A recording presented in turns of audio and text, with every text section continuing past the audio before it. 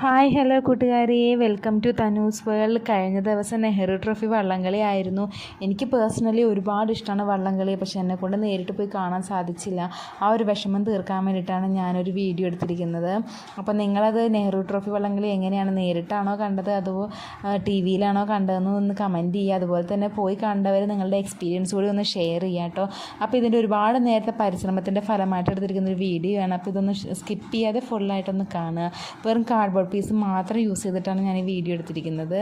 അപ്പോൾ ഒരു cardboard piece നമുക്ക് ആ വള്ളത്തിൻ്റെ ഷേപ്പിലേക്ക് വേണ്ടിയിട്ട് ഒന്ന് കട്ട് ചെയ്തെടുത്തിട്ടുണ്ട്. അതുപോലെ തന്നെ അതിൻ്റെ നടുക്ക് വയ്ക്കേണ്ട പോർഷൻ, ആ നടുക്ക് താഴത്ത് വരുന്ന തട്ടും കൂടിയിട്ട് അളവെടുത്തിട്ടാണ് ഞാൻ അതൊന്ന് കട്ട് ചെയ്തെടുത്തിരിക്കുന്നത്. അതൊന്ന് ഒരുമിച്ച് വെച്ച് നോക്കിയിട്ട് അളവെടുത്തിട്ടൊന്ന് കട്ട് ചെയ്ത് കൊടുക്കുക. ഒരേ ലെവലിലേക്ക് കട്ട് ചെയ്യുക.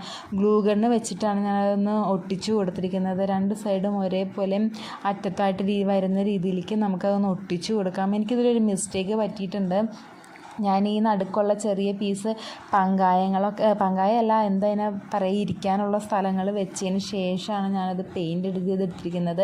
പക്ഷെ നിങ്ങളത് വെക്കുന്നതിന് മുന്നേ ആയിട്ട് പെയിൻറ്റ് ചെയ്യുവാണെന്നുണ്ടെങ്കിൽ നിങ്ങൾക്ക് കുറച്ചും കൂടെ ബെറ്റർ ആയിരിക്കും.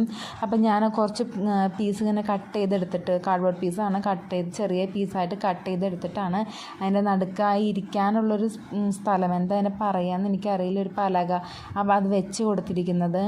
അതുപോലെ തന്നെ ചെറിയൊരു പേപ്പർ വെച്ചിട്ട് ഞാൻ അതിൻ്റെ അറ്റത്തും വഞ്ചിയുടെ അറ്റത്തും ഞാൻ പേപ്പർ വെച്ചൊന്ന് കവർ ചെയ്ത് കൊടുത്തിട്ടുണ്ട്. അപ്പോൾ അതിന് ശേഷം ഞാൻ പെയിൻറ്റ് ചെയ്തത്. അപ്പോൾ അതെനിക്കൊരു മിസ്റ്റേക്കാണ് പറ്റിയത്.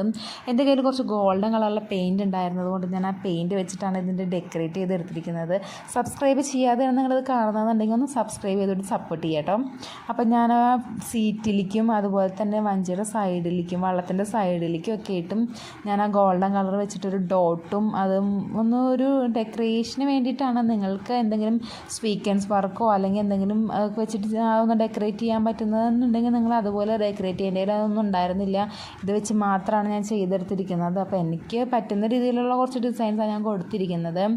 അതുപോലെ തന്നെ നമുക്ക് വഞ്ചിയുടെ ഈ അറ്റത്തായിട്ട് നമുക്കൊരു കൂർത്തിരിക്കുന്ന സാധനമുണ്ട്. അപ്പോൾ അത് ചെയ്യാൻ വേണ്ടിയിട്ടാണ് ഞാനിപ്പോൾ 2 ബട്ടൺസും നമ്മുടെ പെന്നിൻ്റെ ബാക്ക് സൈഡും ബാക്കിലും ഫ്രണ്ടിലത്തെയും ആ ഒരു പീസ് ഉണ്ട്, അതിൻ്റെ പേരെന്താണെന്ന് എനിക്കറിയില്ല. അപ്പോൾ അത് വെച്ചിട്ടാണ് ഞാൻ ഒരു ബട്ടൺസ് വെച്ചിട്ട് അതിൻ്റെ ബാക്കിലത്തെ പോർഷൻ വെച്ചു, പിന്നെ ഒരു ബട്ടൺ വെച്ചിട്ട് ഫ്രണ്ടിലത്തെ പോർഷൻ വെച്ചു. അങ്ങനെയാണ് ചെയ്തെടുത്തിരിക്കുന്നത്. അപ്പോൾ ഇതാണ് ഇതിൻ്റെ ഫൈനൽ റിസൾട്ട്. എല്ലാം നന്നായി ഉണങ്ങിയതിന് ശേഷം മാത്രമേ ചെയ്തെടുക്കാൻ പാടുള്ളൂ.